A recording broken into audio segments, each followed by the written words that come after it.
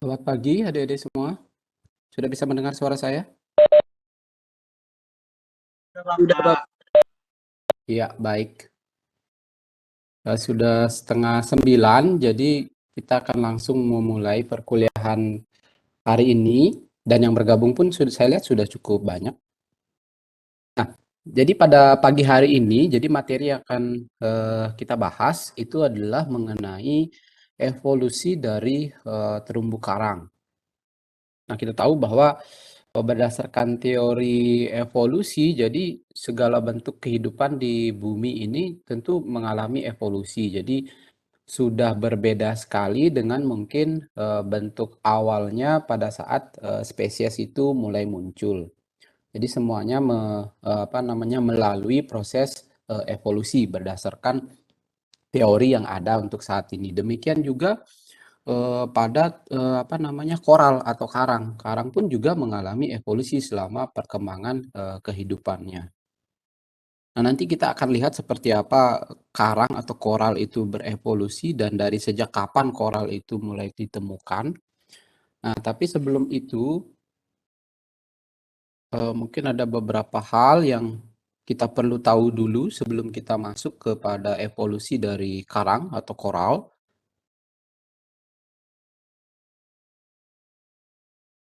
Nah, yang pertama, jadi salah satu ilmu yang nanti kaitannya dengan proses evolusi itu adalah yang disebut dengan paleoekologi. Jadi biasanya istilah paleo ini kan mengacu pada hal-hal yang sudah lama terjadi gitu. Jadi peristiwa-peristiwa yang sudah terjadi dalam jangka waktu yang lama. Nah, tapi di sini dia ekologi, jadi ini memang ilmu ini khusus untuk mempelajari bagaimana ekologi dari organisme-organisme di masa lampau. Jadi tidak hanya berbicara tentang organismenya saja, tetapi ekologinya, sebab akibat apa yang menyebabkan suatu organisme kemudian muncul, kemudian bisa hilang lagi. Nah, itu dipelajari oleh paleoekologi. Nah, memang karena peristiwanya sudah terjadi lampau, memang yang salah satu uh, unsur atau penanda yang digunakan itu adalah bukti-bukti berupa fosil. Nah, hanya itu yang bisa digunakan untuk menduga seperti apa kehidupan di masa lampau, kemudian bagaimana perkembangan organisme di masa lampau. Nah, itu dipelajari dalam ini paleoekologi. Nah, dalam paleoekologi ini dikenal istilah prinsip Hutton. Nah, prinsip Hutton ini menyatakan bahwa uh, the present is the key to the past. Artinya apapun yang ada di saat ini itu adalah merupakan kunci untuk mengungkap peristiwa di masa lampau. Misal saya contohkan di sini dengan dua gambar ini. Nah, jadi misalkan gambar yang pertama, ada yang tahu ini spesies ikan apa? Ada yang tahu? Kalau di kalangan penggiat teori evolusi ya spesies ini sangat terkenal tentunya. Ada yang tahu?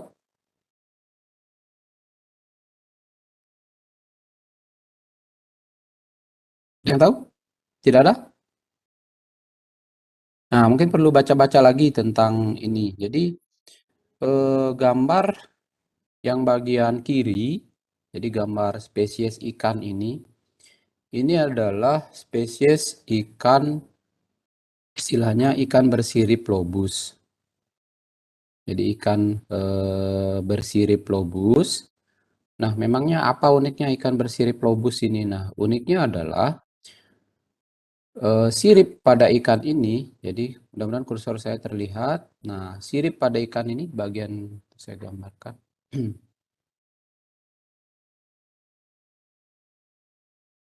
Nah, ini bagian siripnya ini yang saya tandai ini. Nah, yang khusus dari spesies ikan bersirip lobus ini adalah bahwa bagian siripnya ini dia bertulang. Nah, jadi dia bertulang, nah siripnya ini semua bertulang, sehingga inilah yang digunakan sebagai dasar teori untuk meyakinkan bahwa spesies amfibi atau katak itu dia berkembang dari spesies ikan. Jadi nenek moyangnya mungkin berkerabat dekat dengan ikan. Selama ini tidak pernah ditemukan, jadi hanya berdasarkan teori. Kemungkinan begitu. Ada ikan yang melompat ke darat, kemudian sering-sering melompat ke darat, akhirnya nanti berubah menjadi amfibi. Nah, ternyata memang benar ada spesies ikan yang ternyata memiliki tulang pada siripnya. Nah, inilah yang diperkirakan tulang pada sirip ini mungkin lama-kelamaan, tentu tidak sekejap ya, jadi lama-kelamaan dia berevolusi menjadi kaki dan akhirnya ya berkembanglah menjadi amfibi. Jadi yang sekarang itu digunakan untuk menduga peristiwa di masa lalu. Nah, itu prinsip Hutton. Kemudian yang kedua, gambar yang sebelah kanan, harusnya kita sudah akrab dengan gambar ini. Gambar kanan ini menunjukkan distribusi terumbu karang bukan di seluruh dunia, tetapi ini menunjukkan distribusi terumbu karang di segitiga terumbu karang dunia. Jadi pusat diversitas karang tertinggi di dunia. Nah, sekarang yang terjadi kan seperti ini. Jadi karang itu ternyata mengumpul di sini, salah satunya di wilayah perairan Indonesia. Lalu apa sebabnya begitu? Nah, dari sini kenapa kok karangnya numplek di sini di segitiga terumbu karang dunia ini? Ternyata eh, apa namanya? Hipotesanya bahwa wilayah ini karena ini merupakan jumlah spesies terbanyak yang diperkirakan memang dari zaman dulu wilayah ini merupakan pusat dari keanekaragaman karang. Itu yang pertama. Kemudian yang kedua, kemungkinan juga wilayah ini, jadi wilayah segitiga terumbu karang ini juga dijadikan sebagai daerah apa namanya refugee. Jadi kalau kayak ini kalau ada perang itu ya kayak tempat pengungsian. Jadi istilahnya entah peristiwa apa yang terjadi sehingga menyebabkan beberapa spesies karang itu berkumpul di sini. Apakah karena kondisinya yang ideal atau bagaimana sehingga menyebabkan disinilah akhirnya berkembang spesies yang cukup banyak. Kemudian teori yang ketiga, kenapa di sini paling banyak itu diperkirakan karena memang wilayah ini merupakan tempat penggabungan dari dua samudra besar di dunia. Ada Pasifik, kemudian ada Samudra Hindia. Nah, karena Samudra Hindia dan Pasifik ini bersinggungannya di wilayah ini, nah salah satu wilayah adalah di wilayah Indonesia, inilah yang menyebabkan terjadi breeding atau perkawinan silang antara koral di Pasifik, kemudian di Hindia, sehingga memunculkan spesies-spesies baru yang jumlahnya sangat banyak, dan itu menghuni di wilayah segitiga terumbu karang ini. Nah, itulah ya prinsip Hutton. Jadi apa yang terjadi sekarang bisa kita gunakan untuk memprediksi atau menjadi kunci untuk mengungkap peristiwa-peristiwa di masa lalu. Nah, ini jadi ya paleoekologi jadi mempelajari distribusi dan kelimpahan organisme berdasarkan sisa-sisa fosilnya. Jadi sekali lagi yang dipelajari itu ya karena ekologi berarti kita belajar distribusi spesiesnya dulu di mana, karang itu di mana sih dulu pertama banyaknya, kemudian kelimpahannya di mana sih yang tertinggi berdasarkan bukti-bukti fosil yang ada. Sekali lagi karena kita mempelajari yang masa lalu tentu kita berpatokan pada apa namanya fosil record. Nah, kemudian sebelum kita masuk lagi ke apa namanya evolusi, karena evolusi tentu erat kaitannya dengan faktor-faktor lingkungan. Jadi peristiwa evolusi itu terjadi karena adanya induksi oleh faktor lingkungan. Sehingga eh, di awal kita perlu mempelajari faktor-faktor lingkungan apa yang mempengaruhi kehidupan karang. Tentu faktor-faktor apapun yang mempengaruhi kehidupan koral atau karang saat ini, tentunya itu juga yang mempengaruhi kehidupan koral atau karang itu di masa lalu. Nah, sesuai dengan prinsip Hutton. Kalau saja sekarang karang itu bentuk pertumbuhannya misalnya dipengaruhi oleh arus, gelombang, kemudian faktor-faktor lain yang ada di sekeliling karang, maka hal itu juga yang mempengaruhi kehidupan karang di masa lalu. Nah, karena koral itu selalu terpapar oleh kondisi lingkungan yang berbeda-beda, maka timbullah kemampuan koral itu untuk beradaptasi, menyesuaikan dengan kondisi lingkungannya. Misalkan saja karang-karang seperti yang saya tampilkan di sini. Nah, di dua gambar ini yang pertama Favona maldivensis, kalau ini ya sudah jelas ya.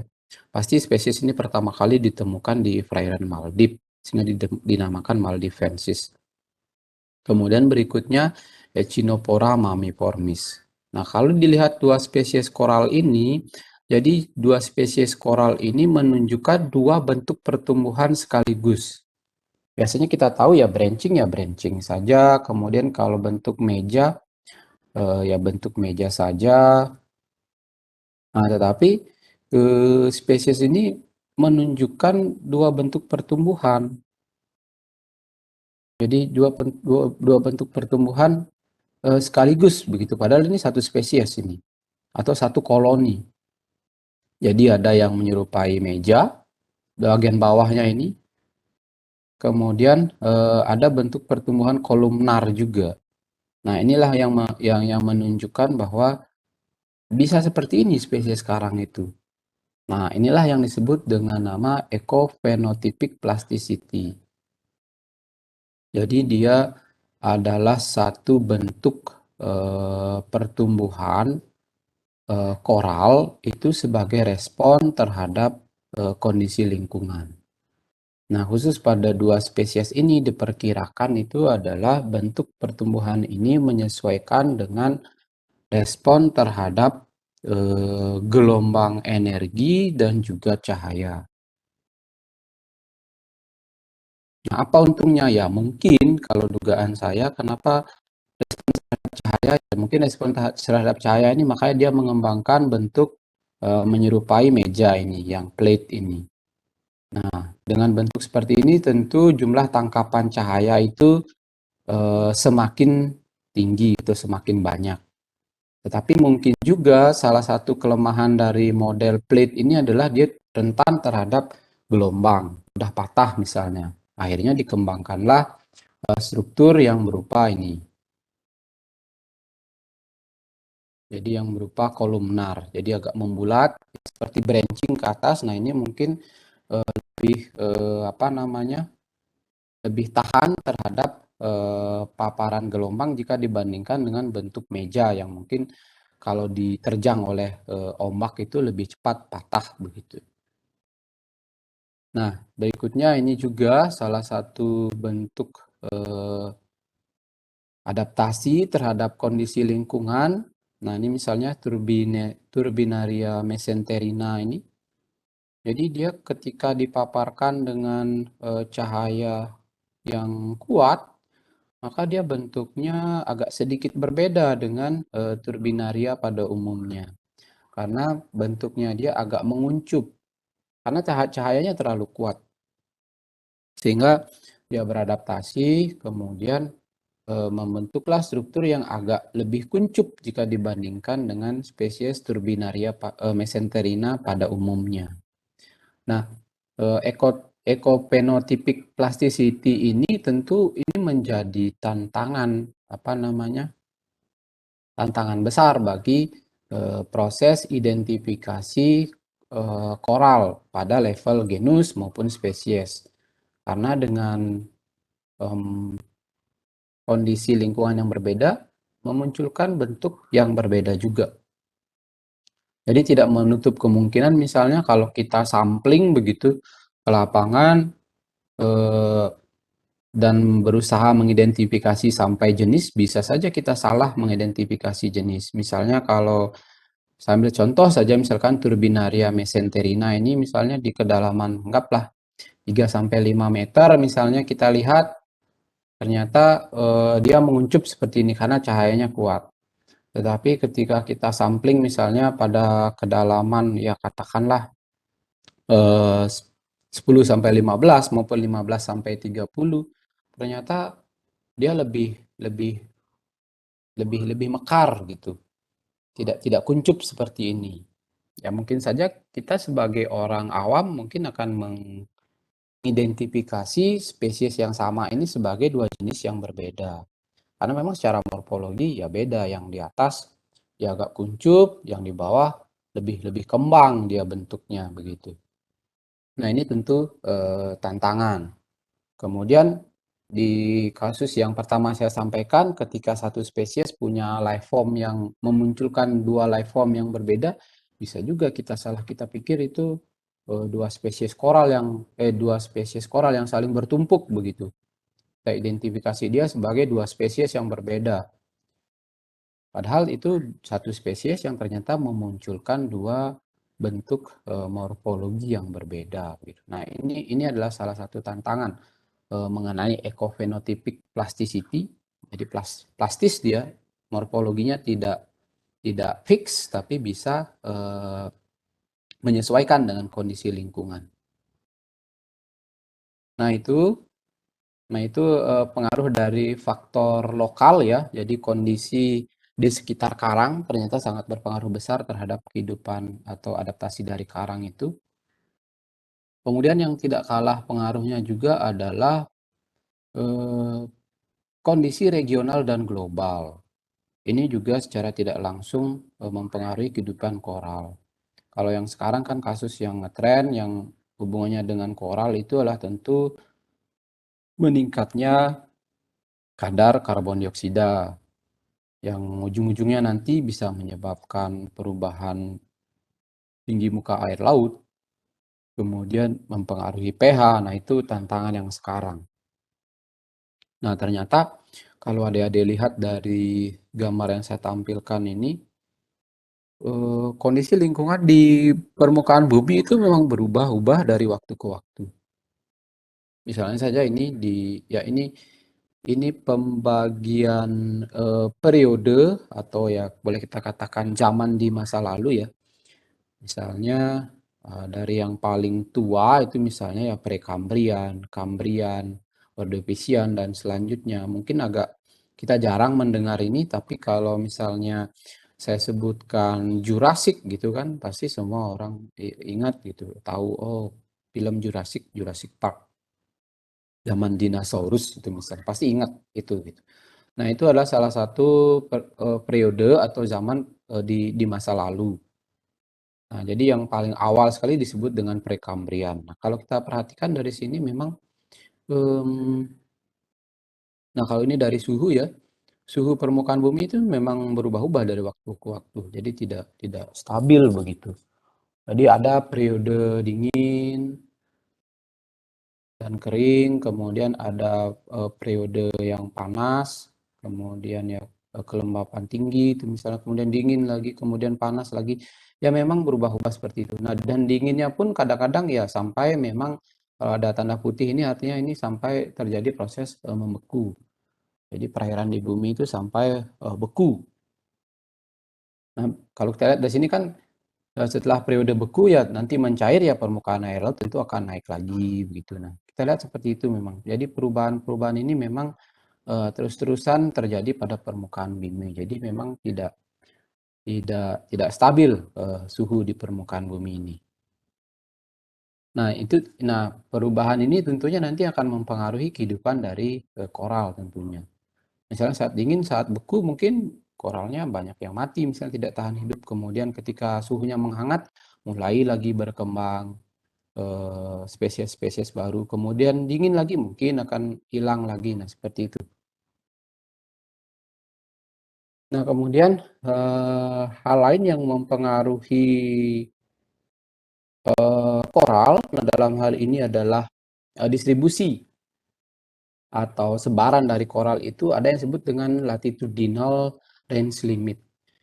Jadi kita tahu bahwa karang terumbu itu, jadi reef building coral atau karang terumbu atau koral hermatipik itu biasanya, jadi umumnya ditemukan di daerah tropis. Jadi dengan lintang 30 derajat lintang utara, 30 derajat lintang selatan. Dan ya, inilah sebaran karang di masa lalu juga ya seperti ini karena memang fosil recordnya ya ditemukan sekitar lintang tersebut begitu. Nah, kenapa koral kok terbatas sekali apa namanya sebarannya begitu, nggak sampai ke subtropik atau ke yang apa namanya kutub begitu ya diperkirakan karena perbedaan lintang ini pengaruhnya besar ya.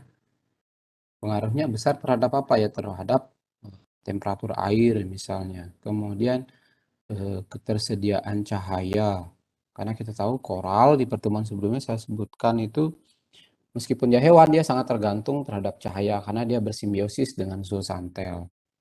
Kemudian sebaran larva. Kalau temperaturnya terlalu dingin mungkin larvanya tidak kuat menyebar dalam jarak yang jauh. Kemudian kompetisi antara koral dan biota lain, misalnya makroalga misalnya.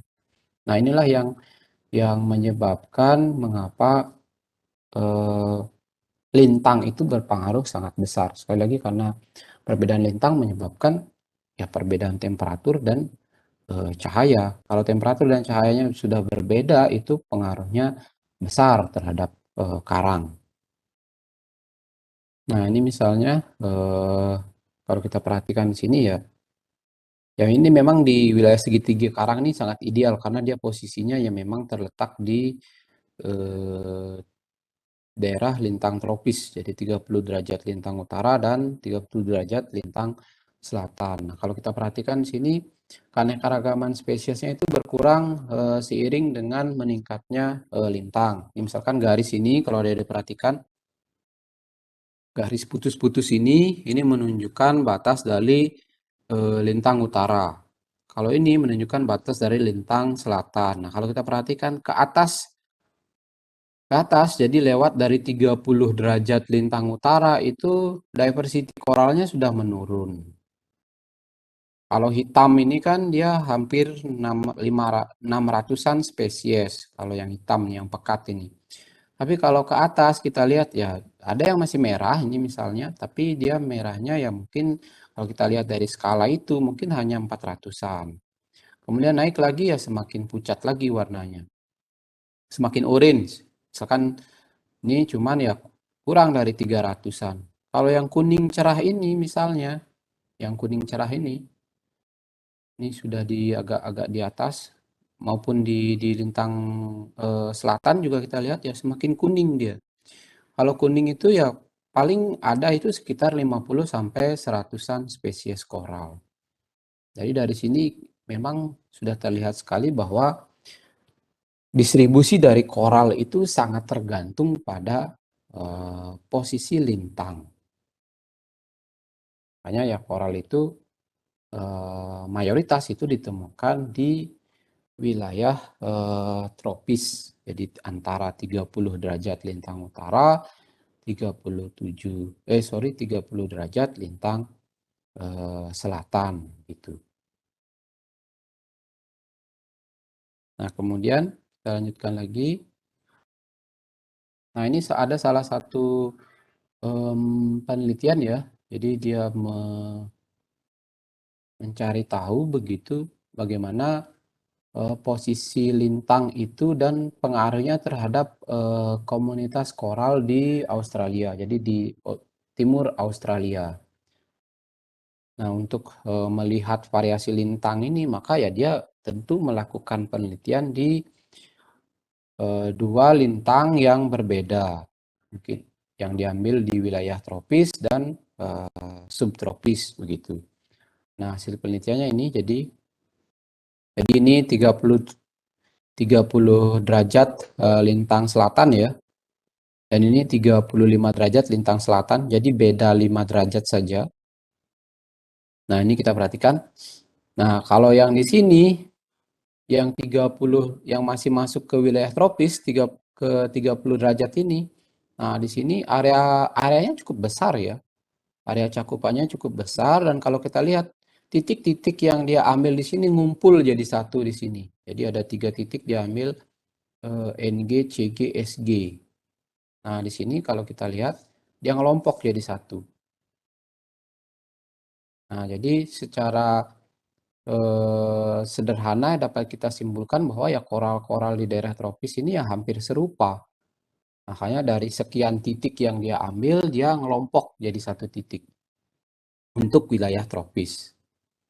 Nah, tapi kalau kita perhatikan untuk wilayah yang subtropis, artinya yang subtropis itu yang ada di titik yang dia ambil itu antara 30 derajat lintang utara dan 30 derajat lintang selatan dan 35 derajat lintang selatan. Kita lihat hasilnya. Nah, ternyata inilah koral-koral yang ditemukan di wilayah itu. Jadi titik-titik yang dia ambil itu tidak ngelompok. Jadi boleh kita katakan di wilayah ini tidak ada penciri khusus bagi spesies koral itu. Jadi ada yang di sini titiknya, ada yang di sini, kemudian ada yang sini, ada yang di sini. Berarti ini menunjukkan bahwa di wilayah ini tidak ada karakteristik khusus atau karakteristik yang sama antar titik yang dia ambil. Jadi satu titik ya spesies koral A ditemukan, di titik berikutnya ya koral B, kemudian titik lainnya koral C. Kemudian kondisi lingkungannya juga beda-beda ya, akhirnya seperti inilah yang ditemukan. Tapi beda dengan yang di sini. Saya kembali lagi ke yang di tropis, ngumpul jadi satu. Sorry. Nah, di sini 3 titik ini padahal, tapi ngumpul jadi satu. Jadi karakteristiknya sama, struktur komunitasnya sama. Jadi titik A, spesies karangnya ini, kelimpahannya segini, ya di titik berikutnya ya hampir sama seperti itu. Yang dominan juga sekarang itu, kemudian kelimpahannya juga hampir sama, itulah yang menyebabkan dia ngumpul jadi satu. Tapi di sini terlihat sekali agak berbeda. Dan dia memang ngelompoknya berbeda antara karang di daerah tropis yang ini, 3 yang kelompok ini dengan karang yang di subtropis. Berarti memang perbedaan latitude atau lintang itu memang sangat besar pengaruhnya terhadap distribusi dari spesies koral atau karang. Nah, sampai di situ dulu. Kalau ada pertanyaan, saya persilakan.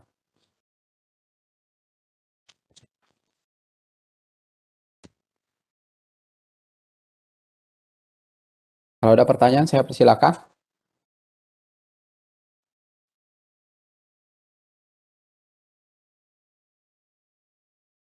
Baik, kalau tidak ada, saya lanjutkan.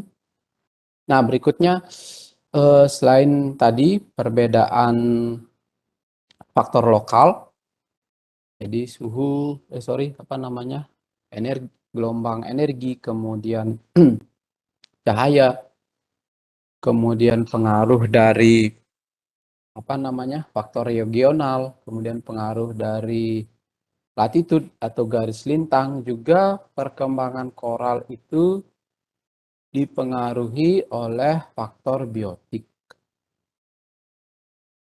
Ya, faktor biotik ini ya semua makhluk hidup yang ada di sekitar koral atau karang. Nah, bagaimanapun juga semua faktor biotik yang ada di sekitar koral itu sangat berpengaruh terhadap kehidupan dari koral. Dan tidak hanya sekarang ya, tetapi di masa lalu pun terjadi hal yang sama. Nah, berikut ini adalah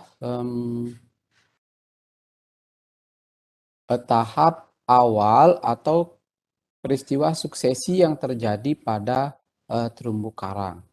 Jadi bagaimana tahapan munculnya karang, kemudian perkembangan dari karang itu. Nah, tahapan itu kalau dibagi itu kurang lebih ada 4. Jadi tahap pertama itu disebut dengan peristiwa stabilisasi ya, atau di sini disebut dengan stabilization. Jadi ini adalah tahap awal kolonisasi dasar perairan atau dasar laut oleh karang. Jadi namanya stabilisasi. Jadi ini adalah tahap awal ketika karang itu mulai nempel di dasar laut, mulai ada spesies yang disebut koral, kemudian mulai nempel di dasar perairan. Kemudian itu tahap stabilisasi, mulai nempel. Kemudian tahap berikutnya disebut dengan kolonisasi. Kolonisasi itu artinya dia mulai berkembang, kemudian menghuni dasar-dasar laut. Jadi mulai berkembang, kemudian menghuni atau membentuk koloni di dasar laut. Ya, jadi dalam tahap stabilisasi mungkin hanya ada satu atau dua spesies koral yang nempel di dasar perairan.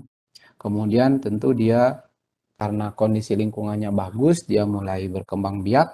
Nah, lama-kelamaan jadi banyak. Nah, itulah tahap kolonisasi.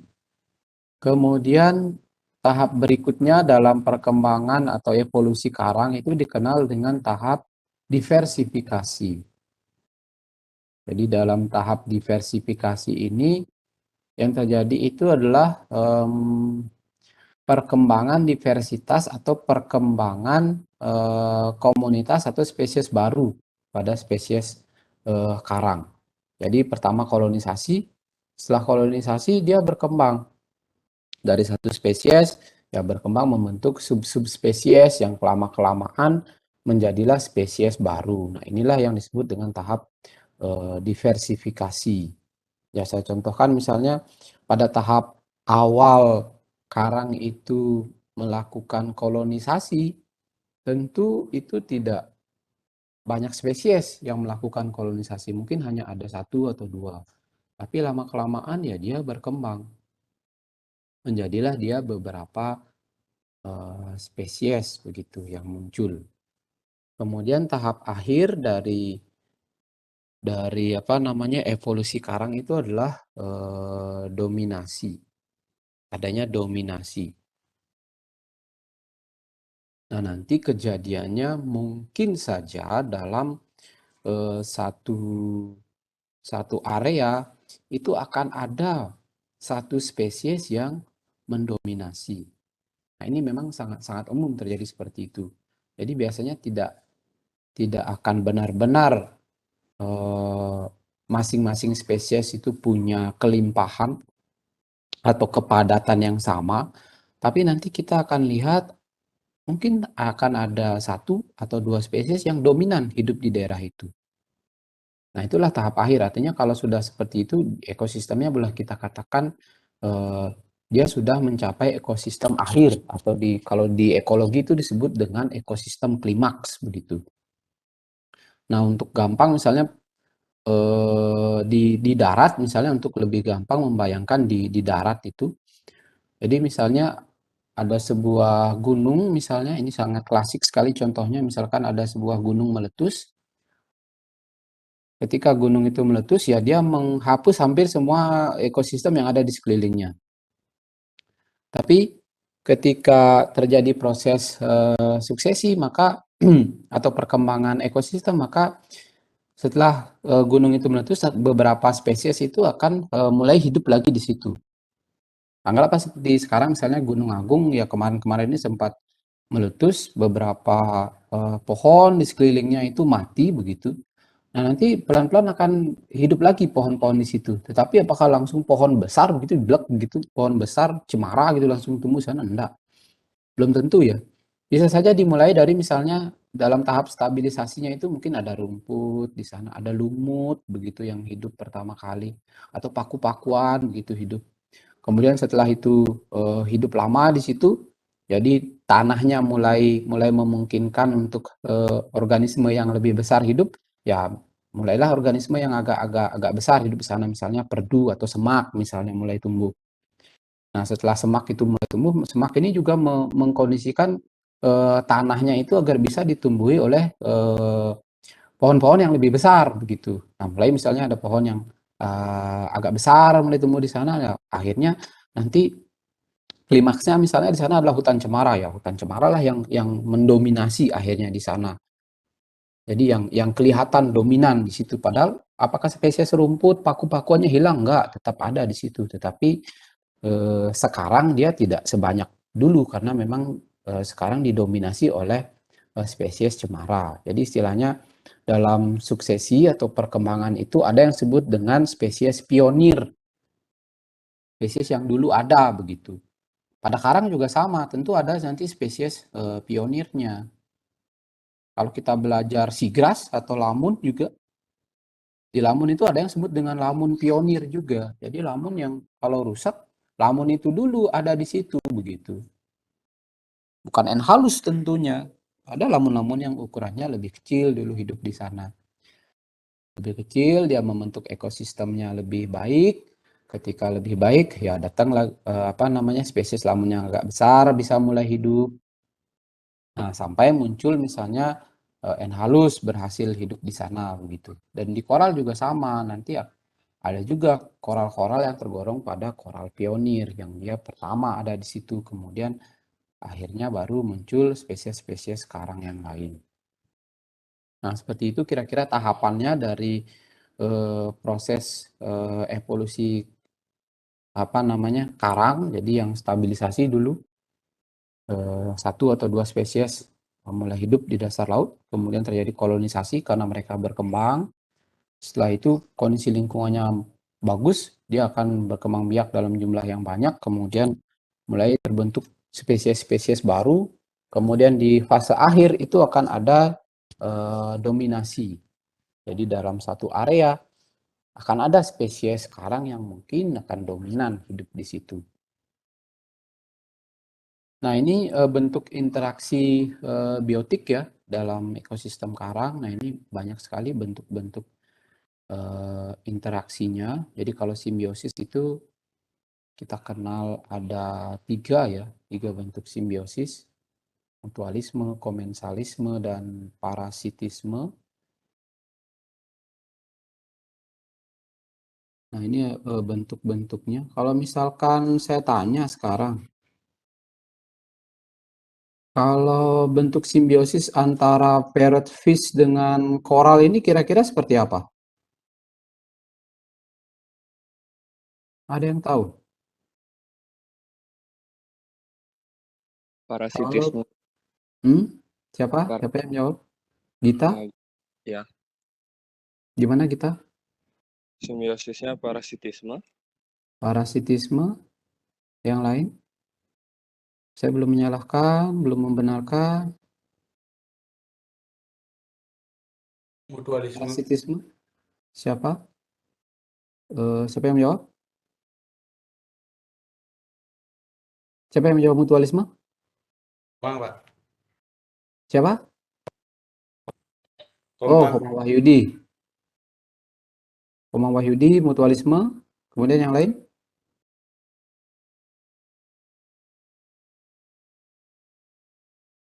Parasit, komensalisme. Ada yang lain?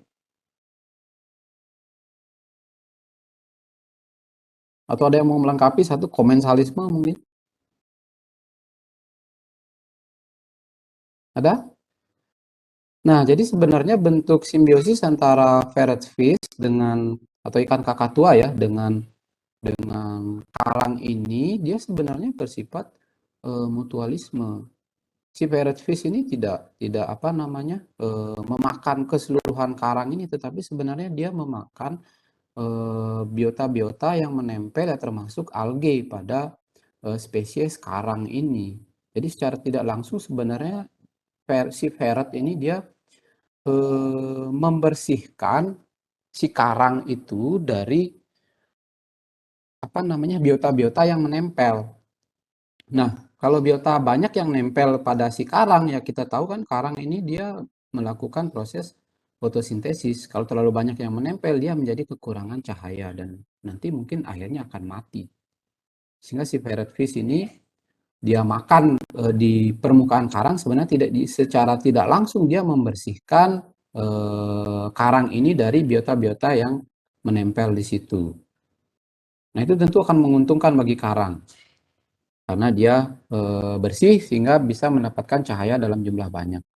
Si ferret tentu ya keuntungannya dia mendapatkan makanan dari terumbu karang begitu. Nah, maka dari itu sebenarnya menarik juga kita misalnya mengkaji bagaimana hubungan antara kelimpahan dari si parrot fish misalnya dengan kesehatan karang yang ada di situ. Apakah ada misalnya kalau parrot fish-nya sedikit, karangnya gimana? Kalau parrot fish-nya banyak, karangnya gimana?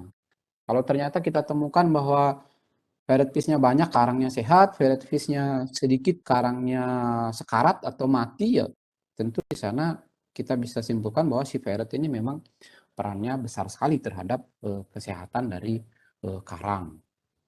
Kemudian kalau yang ini, si star dengan koral, kira-kira gimana hubungannya? Kira-kira bagaimana hubungannya? Jadi ini ada salah satu spesies sea star. Memang tidak semua, tapi ada satu spesies yang disebut dengan crown of thorn itu. Parasit, Pak. Ya, Komang? Parasit. Ya, kalau yang ini dia sifatnya parasitisme karena dia memakan polip dan juga apa namanya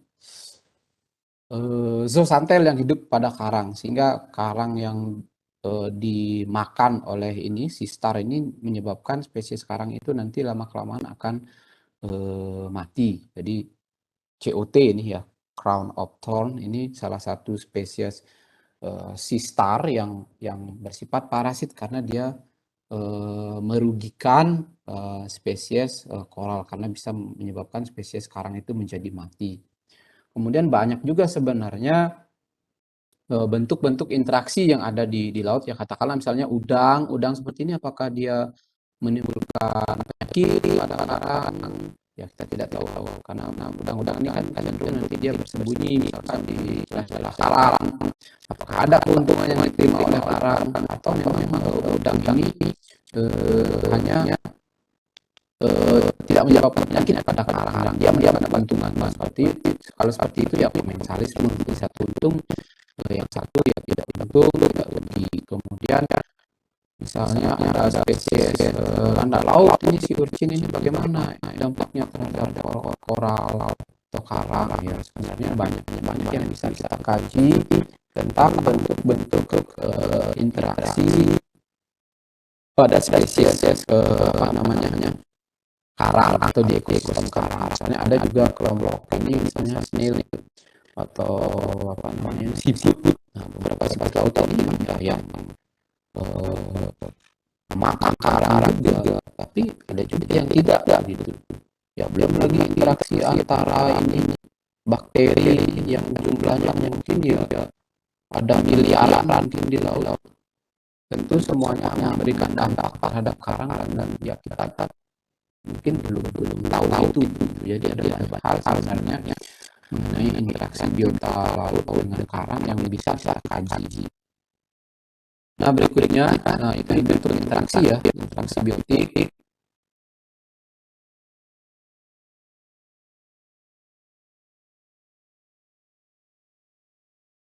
Nah ini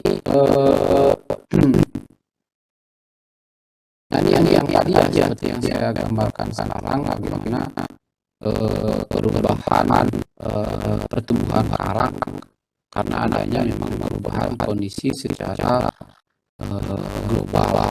Nah kalau di sini digaris bawahi bahwa memang seperti yang saya sampaikan tadi, kondisi permukaan bumi itu fluktuatif, jadi tidak sama di semua zaman atau periode. Kalau kondisinya fluktuatif maka cenderung itu akan mempengaruhi juga kondisi organisme yang hidup di dalamnya. Misalnya kalau di sini digaris bawahi bahwa meningkatnya suhu permukaan air laut, kemudian naiknya suhu muka bumi itu adalah kejadian yang sebenarnya yang kejadian yang berulang.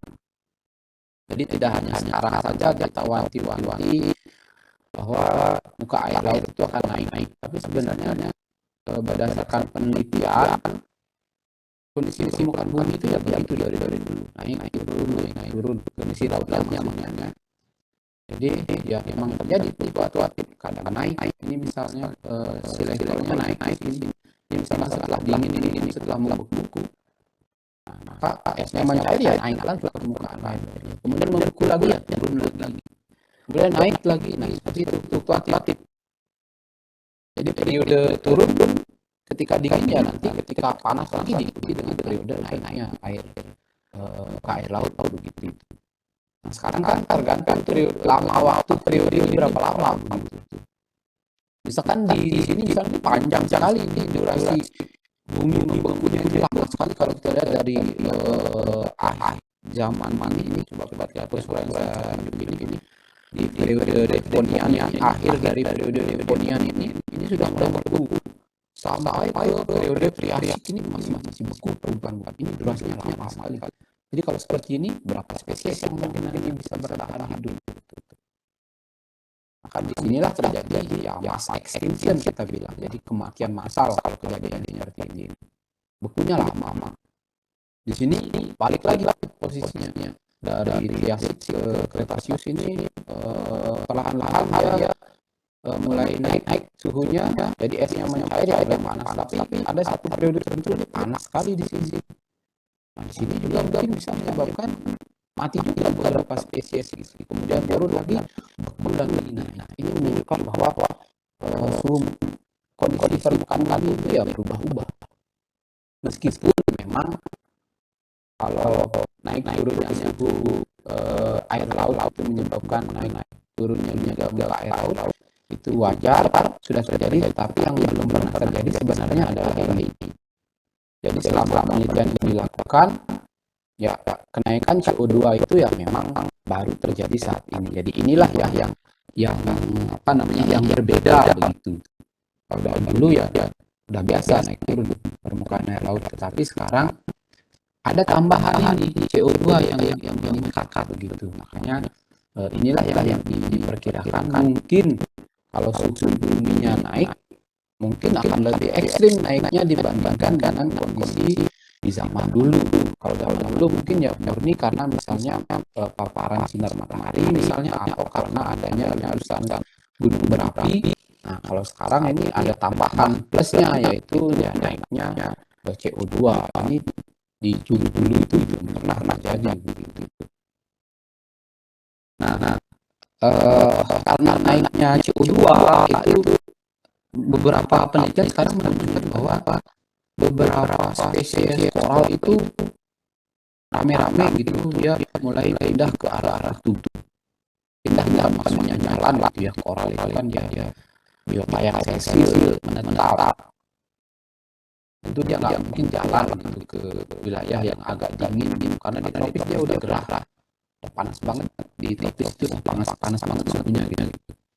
Sehingga karena panas sekali ternyata di subtropis agak adem lebih gitu. Kemudian kalau di temperat lebih adem lagi, kutub apalagi masih nyes gitu, masih beku, masih dingin. Nah, ternyata beberapa penelitian sekarang itu menunjukkan memang beberapa spesies biota itu mulai melakukan perpindahan menuju ke arah kutub, baik itu utara maupun selatan.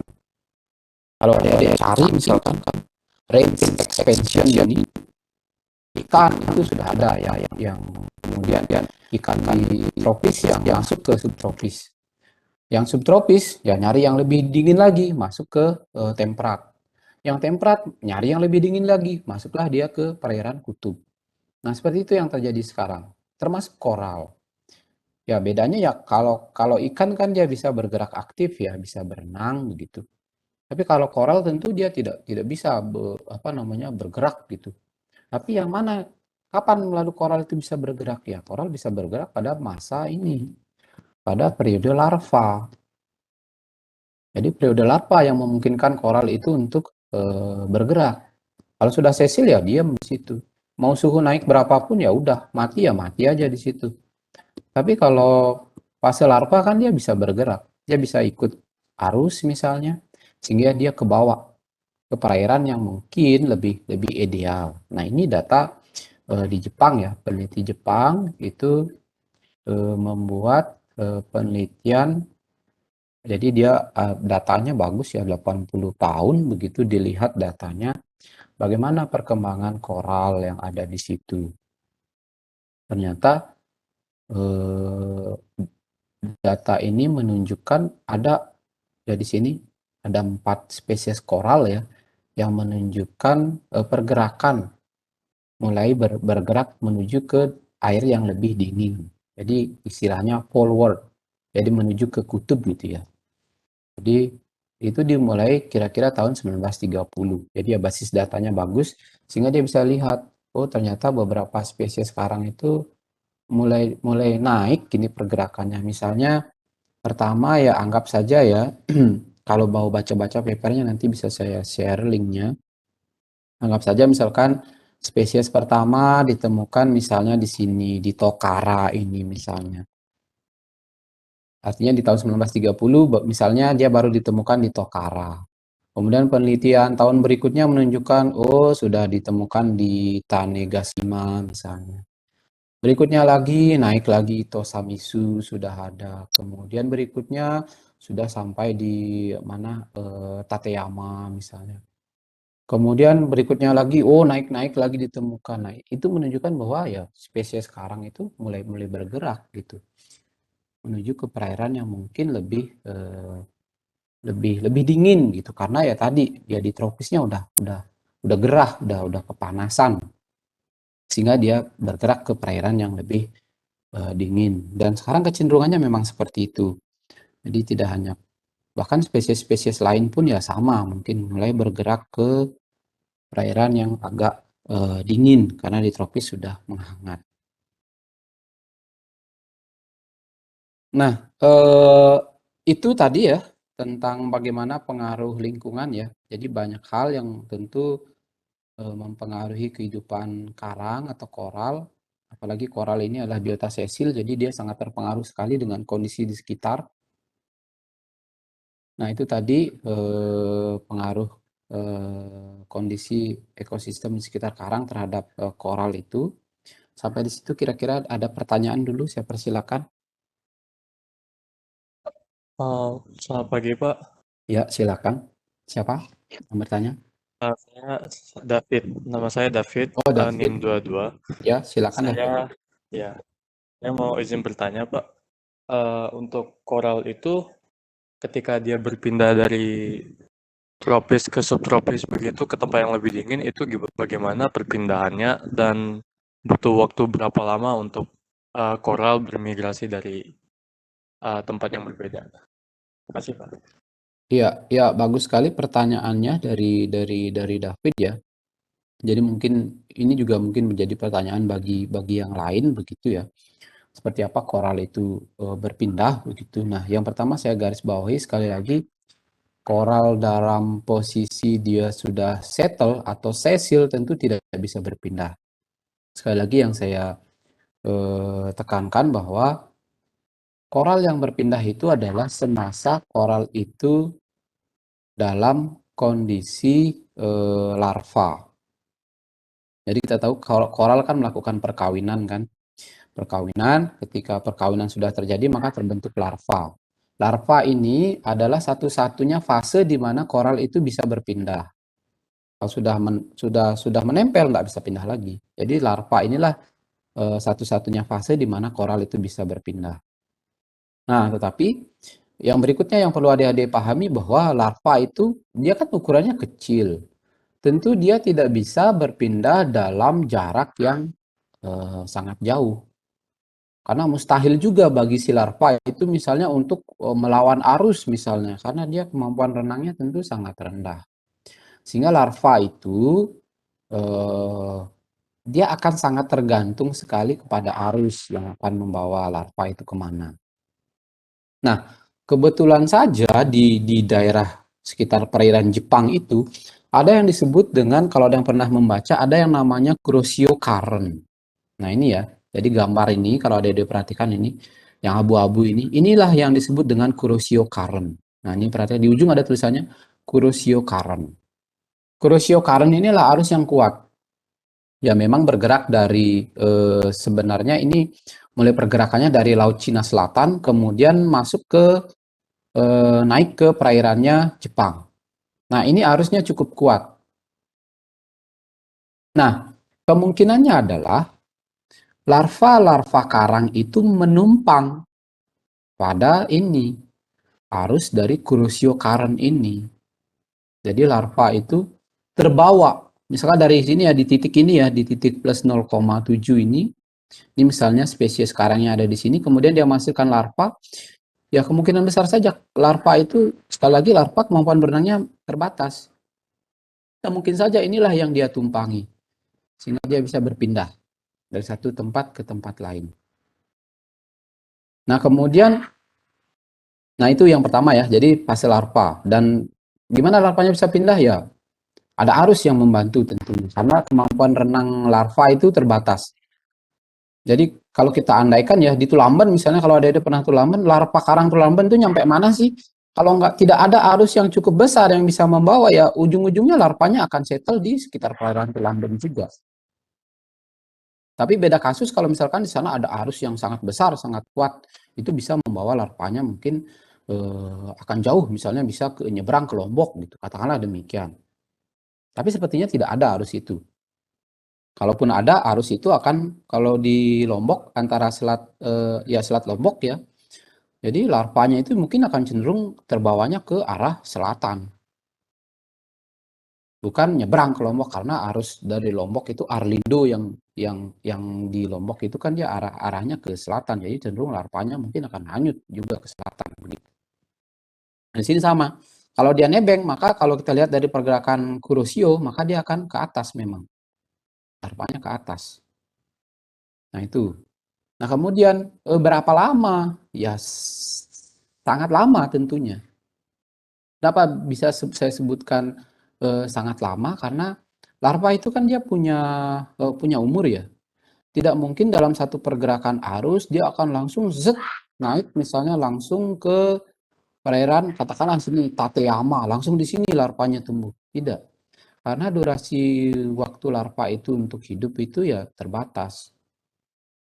Ya mungkin saja dia bergeraknya pelan-pelan dari titik plus 0,7 ini, mungkin bisa bertahan di sini dia plus 1,5 settle di sini. Ketika larva settle di sini kan nggak mungkin larva itu langsung besar. Artinya larva itu langsung punya anak begitu kan nggak. Dia kan harus berkembang dulu menjadi individu koral dewasa. Untuk berkembang menjadi individu koral dewasa perlu waktu berapa lama ya? Tentu lama, karena pertumbuhan karang itu kan sangat kecil sekali. Ya hanya mungkin kalau berdasarkan penelitian itu mungkin hanya 1 sampai 2 senti per tahun kan begitu. Jadi untuk dewasa tentu perlu waktu yang lama lagi untuk biar dia dewasa. Nah, ketika sudah dewasa, maka baru dia bisa membentuk gamet, membentuk apa namanya, larva baru. Baru larvanya mungkin bisa berpindah. Ketika larvanya bisa berpindah, ya ulang lagi prosesnya. Jadi dewasa dulu perlu waktu lama lagi begitu. Nah, itulah yang menyebabkan memang proses ini tidak instan ya, tidak langsung begitu 2 tahun udah muncul di perairan ini, enggak. Jadi dia tidak instan, prosesnya akan sangat lama sekali. Dan ini kan di Jepang 80 tahun ya, berdasarkan datanya itu ya ditemukan baru 4 spesies yang berkembang, bergerak begitu. Itu pun belum benar-benar nyampe kutub gitu. Baru di perairan subtropisnya saja. Tapi kalau saya berpikir misalkan ini adalah spesies-spesies yang bergerak aktif, ya ikan misalnya, ya kalau ikan saya pikir akan lebih cepat kejadiannya. Karena ikan itu punya kemampuan untuk berenang secara aktif. Jadi begitu ya, David ya penjelasannya. Bapak, maaf boleh minta satu pertanyaan lagi, Pak? Ya, silakan. Kalau misalnya koral ini sudah berhasil bermigrasi ke subtropis atau ke kutub gitu, Pak, apakah memungkinkan bagi koral untuk pindah lagi ke daerah yang sebelumnya dia tinggal seperti daerah tropis gitu? Makasih. Ya bisa saja terjadi, asal ya tadi kondisi lingkungannya memungkinkan begitu. Kan dia, koral ini kan dia akan bergerak mengikuti ya kondisi lingkungannya. Kalau misalkan ternyata kondisi di kutubnya sudah tidak ideal lagi begitu, ternyata ke arah tropis yang lebih ideal, ya mengulang lagi prosesnya bergerak dari tropis. dari kutub ke wilayah tropis. Jadi ini semata-mata koral itu mengikuti perubahan dari kondisi lingkungan. Kemana kondisi lingkungan itu lebih ideal, ya kesanalah koral itu akan bergerak. Dan semua organisme pun seperti itu.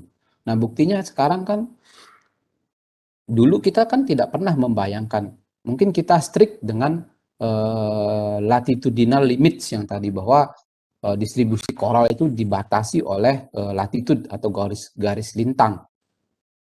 Kan kita strict di sana dulu, nggak mungkin nih si koral ini bisa naik ke arah kutub, nggak mungkin ikan-ikan di tropis itu akan pindah ke kutub gitu. Tapi ternyata kenyataannya sekarang seperti itu yang terjadi, mulai terjadi perpindahan. Karena apa ya? Karena memang kondisi kondisi lingkungan yang berubah. Perairan tropis yang pertamanya hangat, yang ideal untuk karang, ternyata sekarang sudah mulai memanas, misalnya sudah gerah. Ternyata sekarang perairan yang subtropis yang dulu cukup dingin bagi karang di daerah tropis untuk hidup, itu ternyata sekarang mulai mulai agak hangat gitu. Dan ternyata ketika larvanya terbawa ke daerah subtropis itu bisa hidup gitu. Dulu memangnya dulu larva itu hanya diam di daerah tropis? Enggak. Larva karang di daerah tropis pun dulu ya pasti ada juga yang terbawa oleh arus dan bergerak ke daerah subtropik.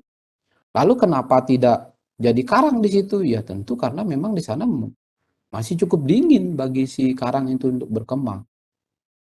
Jadi larva itu menyebar itu bukan hanya sekarang kejadiannya, ya dari dulu-dulu pun sudah terjadi sebaran larva seperti itu. Polanya sama.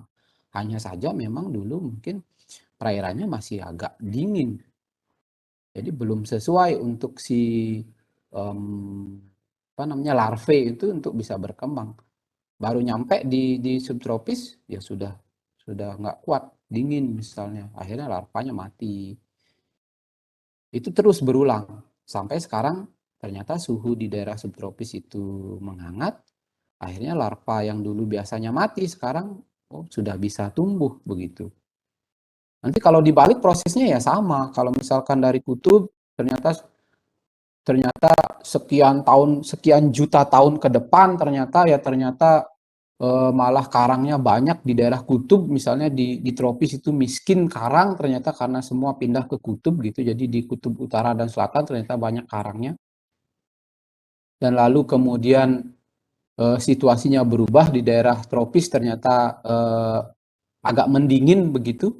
Ya bisa saja kembali lagi prosesnya. Ya begitu begitu kira-kira.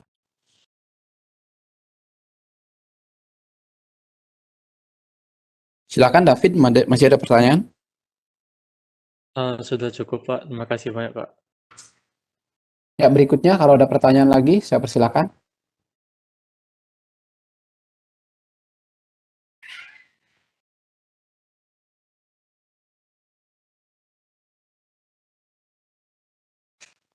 Nah, kalau tidak ada, kita lanjutkan ya.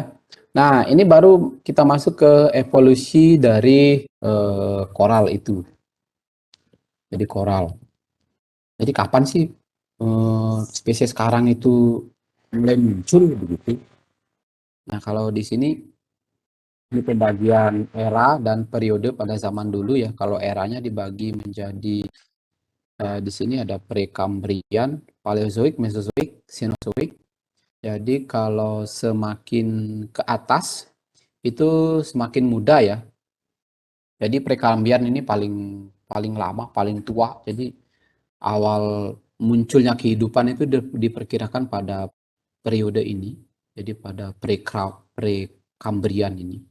Jadi semakin ke atas semakin mendekati zaman sekarang. Jadi kapan itu muncul? Itu diperkirakan mulai munculnya karang itu atau kelompok Scleractinia itu diketahui dari fosil yang ditemukan di Cina dan Skotlandia. Itu diperkirakan pada ini era Paleozoik ini mulai ditemukan adanya spesies Scleractinia atau koral. Kemudian yang Berikutnya yang diperkirakan adalah nenek moyang dari semua Scleraktinia yang ada sekarang itu baru ditemukan di Middle Triassic, berarti sini ya di pertengahan Triassic ini. Disinilah yang diperkirakan menjadi nenek moyang dari Scleraktinia atau koral itu sendiri.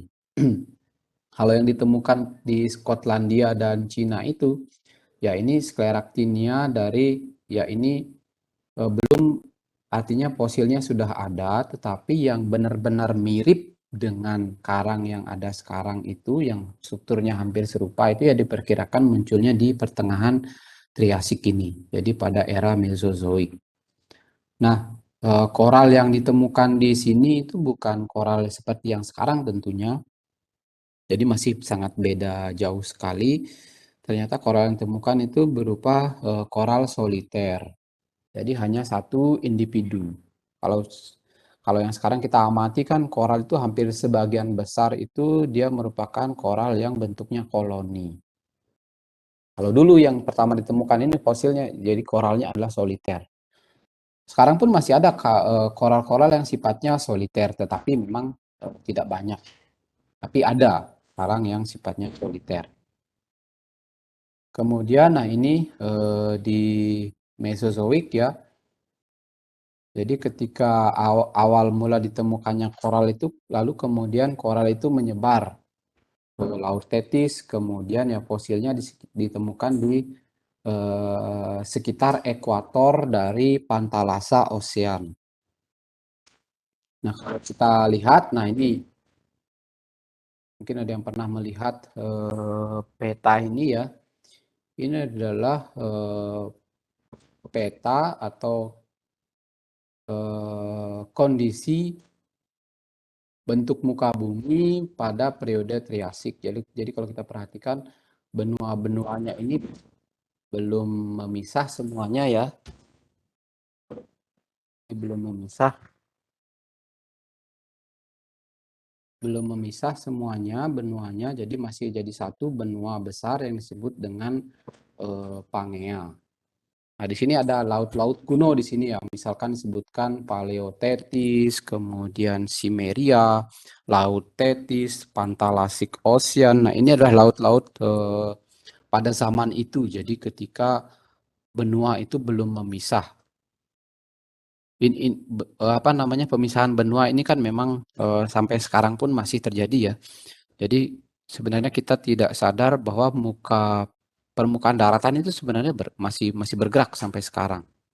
Ya kemungkinan besar bentuk peta yang sekarang kita tahu di sekian tahun ke depan mungkin akan berbeda karena memang benua itu masih bergerak. Kalau pada saat ini ya ini masih jadi satu. Nah, nanti dia akan memisah.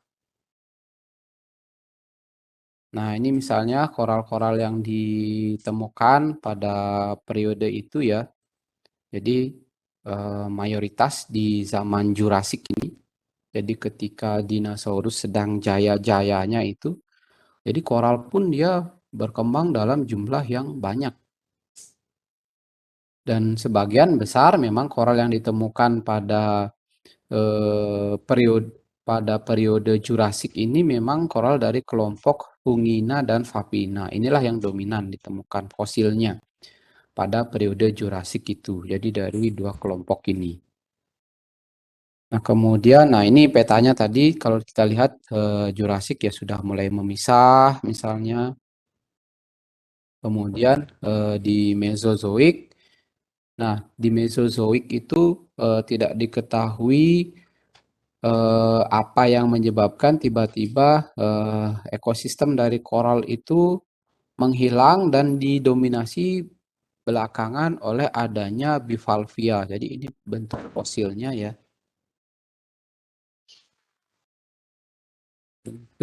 Bentuk fosilnya itu jadi sudah didominasi oleh bivalvia. Jadi bivalvia yang ada banyak di sini kalau kita perhatikan. Nah, ternyata dengan munculnya bivalvia ini menyebabkan koral-koral itu menjadi hilang begitu. Dan sekarang pun sepertinya proses-proses seperti ini bisa saja terjadi. Kalau katakanlah misalnya, kalau misalkan ada blooming algae, misalnya katakanlah dalam jangka waktu yang lama begitu, dan akhirnya algae itu menutupi koral dalam jangka waktu yang lama, ya bisa saja nanti koralnya perlahan-lahan ada yang mengalami kematian, gitu misalnya. Jadi kalau ada yang salah satu benar-benar mendominasi seperti ini, mungkin ada suatu kejadian yang menyebabkan ekosistemnya menjadi tidak seimbang. Sehingga muncullah dominansi salah satu spesies yang menyebabkan spesies lain mati. Misalnya saja ada banyak juga yang meneliti hubungan antara koral dengan algae misalnya. Karena ada juga yang menyebutkan bahwa pertumbuhan algae yang sangat cepat itu bisa menyebabkan koral itu mengalami kematian. Ya, sama halnya di sini. Kemudian satu hal yang juga diperkirakan mempengaruhi kehidupan dari koral itu adalah adanya meteorit yang jatuh. Jadi di semenanjung Yucatan ya di sini ya. Jadi Yucatan Peninsula di semenanjung Yucatan ini ya ada sebuah cekungan yang diperkirakan disitulah tempat jatuhnya dari meteorit. Nah di film-film pun ini sering dirujuk ya untuk menyatakan atau menjadi sebab punahnya spesies-spesies dinosaurus di periode Jurassik. Nah, itu juga menjadi acuan tidak hanya spesies yang ada di darat tetapi juga di laut. Jadi ini diperkirakan yang menyebabkan kepunahan. Tentu kepunahan itu tidak terjadi karena meteornya kemudian jatuh dan meledak, tetapi dampak berikutnya dari adanya ledakan itu yang diperkirakan juga sangat merusak ekosistem. Misalnya karena adanya debu yang berterbangan yang kemudian menutup cahaya matahari sehingga tumbuh-tumbuhan darat kemudian mati, kemudian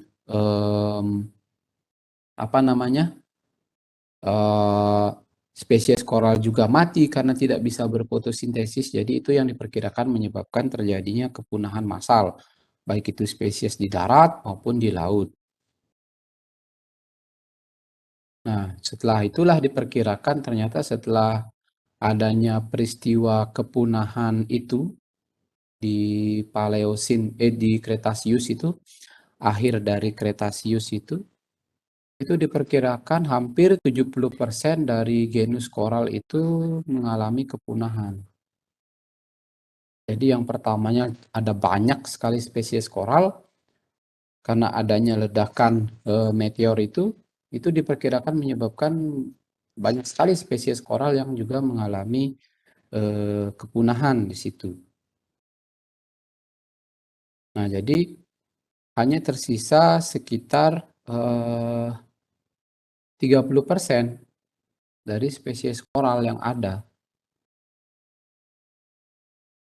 Nah, disinilah yang 30% itu di masa ini, di periode Meosin inilah dia mulai berkembang.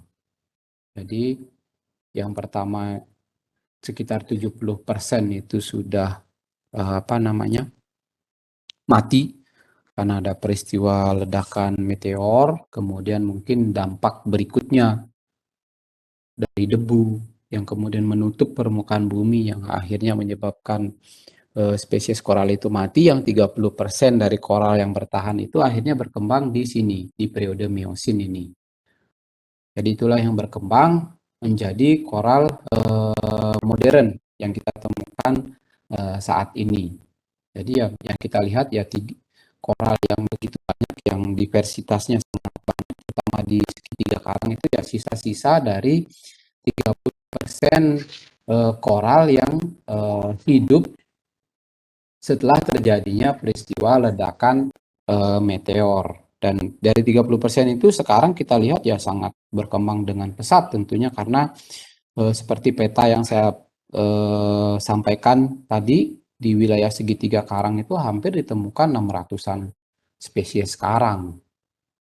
Dan sebenarnya 600 spesies itu bisa saja bertambah lagi misalnya dengan adanya penemuan-penemuan spesies baru misalnya. Nah, ini ya, ini perkembangan dari terumbu karang ya. Memang kalau dari grafik ini, dari gambar ini memang kita lihat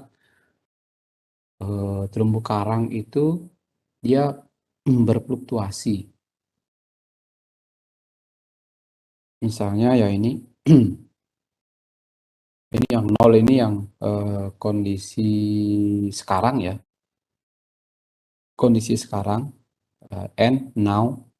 Kalau ini CM ini adalah Kambrian ya, periode pertama Kambrian. Jadi kalau kita dimodelkan seperti ini, kira-kira beginilah fluktuasi dari terumbu karang atau ekosistem terumbu karang itu. Jadi memang berubah-ubah, kita lihat misalnya di Kambrian yang kita lihat pertama ya didominasi oleh mikroba, kemudian yang berikutnya itu yang mendominasi yang paling banyak itu adalah bivalvia. Nah, itu yang pertama mendominasi. Kemudian karang itu kalau kita lihat muncul di ini berarti ini adalah kita rujuk di sini Ordovician ya. Mungkin ada beberapa spesies koral yang di sini mulai muncul. Kemudian di sini terus berkembang. Kemudian kalau kita lihat koralnya turun lagi, kemudian naik lagi. Kemudian, nah bahkan di periode ini di sini itu koralnya mungkin sangat sedikit ya. Dominan di sini misalnya yang ini itu adalah others atau unknown, berarti tidak diketahui apa yang spesies apa itu yang paling banyak di sini. Tetapi dia banyak sekali ditemukan tapi tidak diketahui itu apa. Jadi itu yang mendominasi di dua periode ini. Kemudian muncul lagi di TR, berarti ini di Triasik ya. Sini muncul lagi koralnya, kemudian hilang lagi, kemudian tinggi lagi ini misalnya di Jurassic ya. Di Jurassic ini tinggi sekali dia. Kemudian hilang lagi, muncul didominasi oleh yang kuning ini, bivalvia lagi merajalela. Karangnya mulai hilang. Nah, kemudian sampai sekarang kita lihat now. Jadi saat ini ya koral juga yang mendominasi, dan kemudian ya tentu ada biota-biota lain yang juga jumlahnya cukup banyak ya selain koral itu. Apakah itu mikroba, kemudian apa namanya, ada alga mungkin di sana. Nah, jadi itu, jadi kalau kita lihat memang posisi dari ekosistem karang itu ya dia berubah-ubah ya, berfluktuasi. Jadi kondisi karang yang kita lihat sekarang mungkin tidak akan apa namanya terus-menerus seperti itu. Mungkin akan berubah-ubah. Tapi tentunya perubahan ini tidak berlangsung dalam jangka waktu yang cepat ya, tetapi perlu waktu yang sangat lama. Baik, itu saja materi untuk hari ini. Nah, kalau mau belajar lebih banyak, jadi bisa membaca buku ini ya. Jadi Coral Reef and Ecosystem in Transition. Kemudian sepertinya saya ada buku ini. Kemudian kalau paper bisa di Geologic and Biologic Control of Evolution dari Karang. Nah, ini juga sangat bagus papernya, mungkin bisa dibaca-baca. Jadi sebagian besar materi yang saya sajikan ini saya ambil dari dua referensi ini. Atau kalau mau belajar lebih banyak itu bisa dikunjungi ya website coralaims.gov.au. Jadi di sini juga ada berbagai informasi tentang koral. Mungkin demikian untuk hari ini. Kira-kira ada pertanyaan?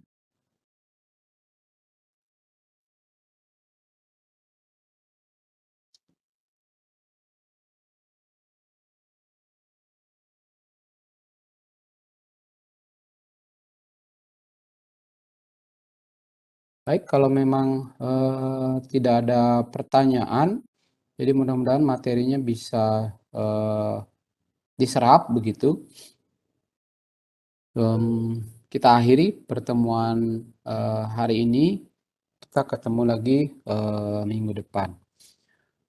Baik, demikian ya materi hari ini. Saya akhiri. Selamat pagi. Oke Pak, terima kasih. Selamat pagi Bapak, terima kasih. Selamat pagi Bapak, Terima kasih terima kasih. Bapak. Terima kasih, Terima kasih Bapak. Bapak.